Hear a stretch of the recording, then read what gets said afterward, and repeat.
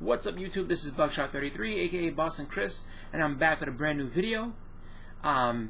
So it's Monday, and I actually got some stuff in the mail today, so I actually can participate in Mail Call Monday. Woo! I usually don't end up doing videos on Monday because I don't usually get anything in the mail on Monday, or the only videos I will do is I'll do my haul if I wasn't able to get it done over the weekend. But so today I have a couple books that I received in the mail. One of them I'm going to talk about just because it exposes a little bit of a problem when buying stuff on eBay. Actually, I'll get right to it. So, you know, this and before I get into that, I hope everybody had a good weekend and all. You know, we are back to Monday, and you know, before I get too negative, I'm going to say, you know, I was really happy and excited to have these books, you know, waiting for me when I got home. I have 3 of them. 2 of them I opened before, you know, going ahead and making the video. The third one is still in the box, and I'll unbox that live on the camera and everything. But getting back to it, so here's a book that I bought from eBay, and it was, you know, a book that I was, you know, kind of excited to get just because I like the character and I want to be able to continue on, you know, collecting this just because it is a pretty cool character in the Marvel and everything. So it is Captain Marvel. This is number 13, and this contains an appearance of Carol Danvers. Pre-Miss Marvel, pre-Powers, all that. She's just regular old Carol in this book. And you have, you know, Marvel, who's Captain Marvel. So it came in, you know, bagged but not boarded, which, you know, I would hope to see it boarded at least. But it was sandwiched between 2 pieces of cardboard, and I have those bad boys right here, you know. So sandwiched between those, which is fine. That's one good part of things. But then, so I said bagged but not boarded.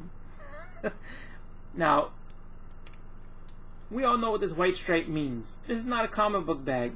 This is a freezer bag, man. Look at this freezer bag.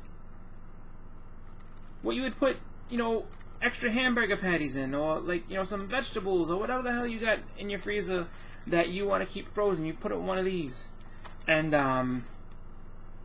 you know, like, this type of stuff is what you hope not to see from eBay, just because, you know, you're paying somebody money for books, and you pay shipping on those books. So with that shipping cost, I expect the book to be in a comic bag and board, with you know, some cardboard on the outside, and then some bubble wrap around it. You know, because you're shipping the book out, you want it to come safely, and you don't want any problem. Now, there's nothing wrong with this book. I know I was buying a mid-grade book, and I have no problem with that. I just hope that it would come shipped a little better. That's one of the pitfalls of eBay, and it's, you know, some people know how to take care of comics, some people don't. I get that, you know, and you know, I don't know if it's something where maybe sometimes people kind of have it where they sold the book, it's no longer theirs anymore, so they just get rid of it in whatever fashion they feel fit. It's just kind of a, I don't know, it's kind of a Bush League thing to do. It's a foul, and I know not everybody knows how to ship everything, and that's fine. That's not a, it's not a crime, but it does kind of, it does kind of upset people sometimes, because it's just like, you know, I'm adding this book to my collection. Not that I, you know, I don't expect this book to be worth tons of money or anything. I just wanted to add it to my collection, and I want it to be, at least know that for the care that I'm going to give to it, at least that you cared about it at least as much, or, you know, at least close to, you know, the same way that I'm going to take care of it. It just makes me wonder, like, you know, sometimes when people send stuff like that, it's like, oh, so you have a whole bunch of other books that are good, that good, bad, in between, maybe major keys, maybe not, but you store them in such a nonchalant way, it makes it kind of, you know, it just kind of doesn't speak well to certain things. But, you know, to each his own. I mean, if you want to keep your books in freezer bags, perfectly fine. Just putting it out there that, you know, if you're new to eBay, or if you're new to shipping books or anything like that, just know this is not acceptable. Do not put it in this. Take the time, spend the money, get yourself, you know, a regular comic bag and board. Put the book in there. Do it upright, because, you know, people are paying for this. So, end rant there. I'm done being upset about everything. I'm not mad at all, really. I'm not. I just was, like, taken back by it. It's just like, you know. every once in a while you get a book like that and you're just like, son of a bitch. But it's okay, you know. Not everybody knows about comics and stuff like that. Or, you know, realistically, it could be somebody who's selling their brother's collection or selling whoever's collection that they don't care about. It could be some pissed off girlfriend selling her ex-boyfriend's collection. It doesn't give a damn how they come to you. It's all part of the, you know, you just think that, you know, coming from another collector at least, or at least you think that hopefully they're like-minded like you, but it's okay. So, on to the comics. I'm done talking about that. So, over the weekend I did see SpiderMan, and it was actually really good. I actually really liked it. I thought that they did a good job. Makes me happy to see that, you know, they have plans to kind of continue on with the Spider-Man movie and go forward. I'm looking forward to more Sony and Marvel collaborations as far as, you know, Spider-Man is concerned and stuff like that. You know, I'm not quite sure how Venom's going to come off, but I think that if they wanted to do a Spider-Man franchise and keep it going a little bit, that would be kind of cool. So, in keeping with that, I received this in the mail. It's pretty cool. This I got for very cheap. And it is just, I think, an earlier appearance of Sabretooth. I think it's the first time that Spider-Man and Sabretooth actually get in any kind of fight. So it's pretty cool. Peter Parker, Spectacular Spider-Man number 116. You know, just a cool book to have. Spectacular Spider-Man run is kind of a, it's kind of an offshoot run. Like, I don't have a ton of books from there. I think I have maybe a grand total like 3 or 4. So, you know, maybe one I'll consider collecting, maybe not. You know, just if I see a good price, I would go for it. But that leads me to my next book that I'm going to go ahead and get into, which is kind of more heading towards, you know, the actual Amazing Spider-Man title and everything. So let me go ahead and just get into this. So, as I was saying, you know, Spider-Man movie was good.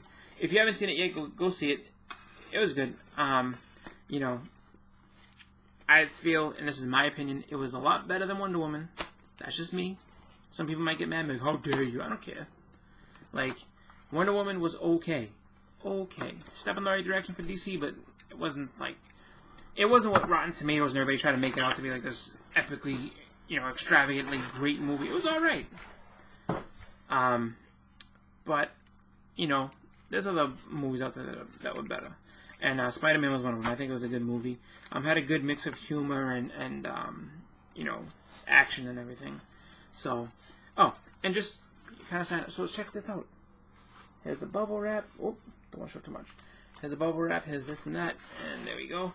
I already told you guys it was this Amazing Spider-Man, which is cool. Let me get this bubble wrap off of here. Ooh, and a Mylar. This guy with the extra amount gave me a Mylar. So I'm happy about that. Dun, dun, dun. So, at the end of this, got a nice little Mylar, everything. So, this book is very well preserved. And it is Amazing Spider-Man number 66. Nice Silver Age Spider-Man going on. Nice issue with Mysterio. Not his first appearance, but definitely a really cool cover featuring Mysterio. You know, definitely one I was, you know, looking forward to putting into my collection. I am trying to get some Silver Age Spider-Man. It's going to take a while because there's a lot of big issues in there. A lot of first appearances, a lot of, you know, just really cool stuff. But, you know, look at this cover. Beautiful cover. It's definitely something that's cool, and when they come down and they're affordable, especially if you get them in like mid-grade, or I mean, if you can get a high-grade one, absolutely go for it if it's in your price range. But if you can get a nice mid-grade, pretty good, looks good, and you know, fun book to have. So you know, just wanted to go ahead and show that off. Unbox a pretty cool book, you know, for Mail Call Mondays. So with that, I am gonna get going. Thank you all for watching. Again, this has been Buckshot33, aka Boston Chris. Everybody have a good week. Look forward to Wednesday. And also, before you get to Wednesday, check us out on Tuesday, tomorrow night, Comic Con-versation, JLS Comics channel.